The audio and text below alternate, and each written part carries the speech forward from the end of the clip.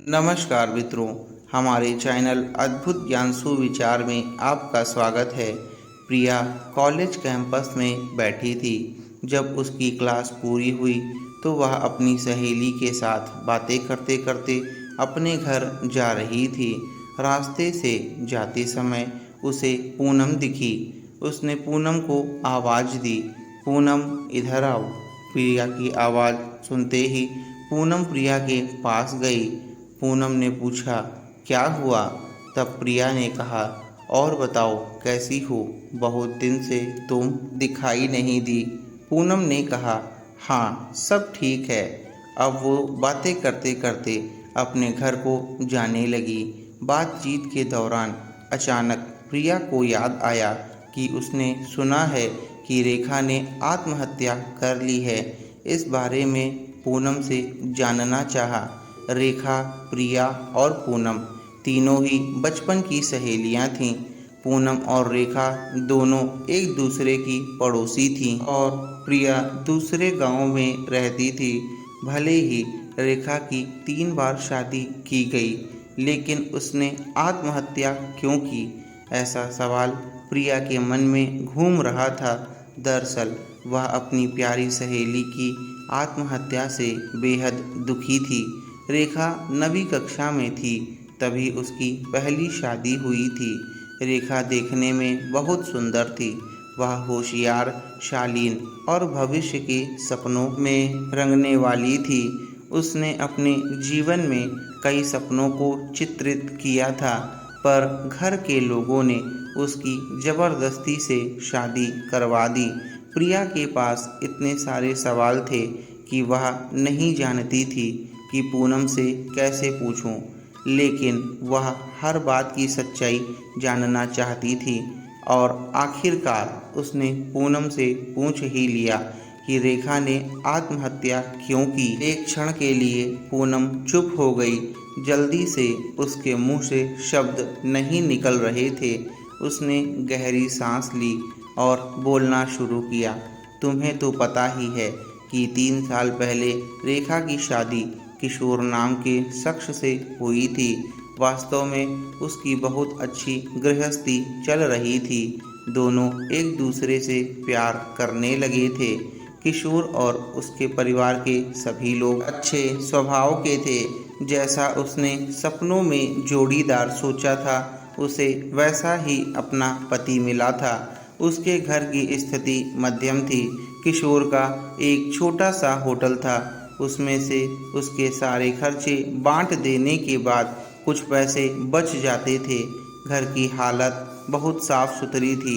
एक दिन वह होटल से घर बाइक पर आ रहा था कि तभी रास्ते में एक कार से उसका बहुत बड़ा एक्सीडेंट हो गया और इसमें उसे काफ़ी चोटें आईं।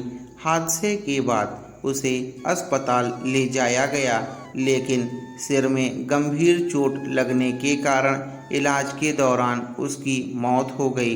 रेखा को बहुत दुख हुआ, लेकिन उसके ससुराल वालों को गलतफहमी थी कि किशोर की दुर्घटना रेखा की वजह से हुई है।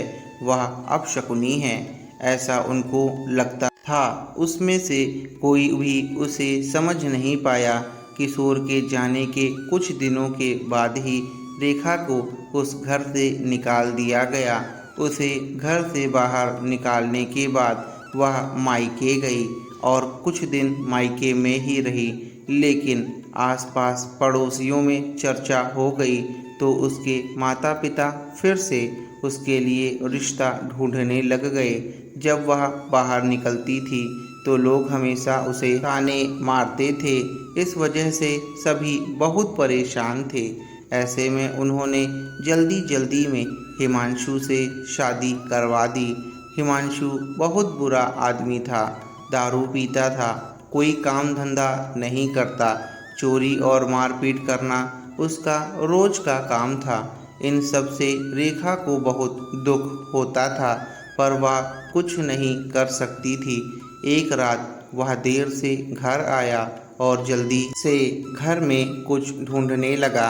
रेखा ने उससे पूछा, पर वह कुछ भी नहीं बोला। उसे जो चीज़ चाहिए थी वह उसे मिली नहीं। इस वजह से वह वहाँ से बाहर चला गया। रेखा रात भर उसकी राह देखती रही, पर वह आया ही नहीं। दूसरे दिन पुलिस को उसका मृत शरीर शहर से दूर हाईवे के किनारे पड़ा हुआ मिला। उसका चाकू से किसी ने खून किया था। जब यह खबर रेखा को पता चली तो उस पर दुखों का पहाड़ टूट पड़ा और फिर कुछ दिनों तक वह अपनी ससुराल में रही। लेकिन बाद में ससुराल वालों ने उसे प्रताड़ित करना शुरू कर दिया। इस वजह से रेखा वापस मायके आ गई। घर आकर कुछ दिन ऐसे ही बीत गए।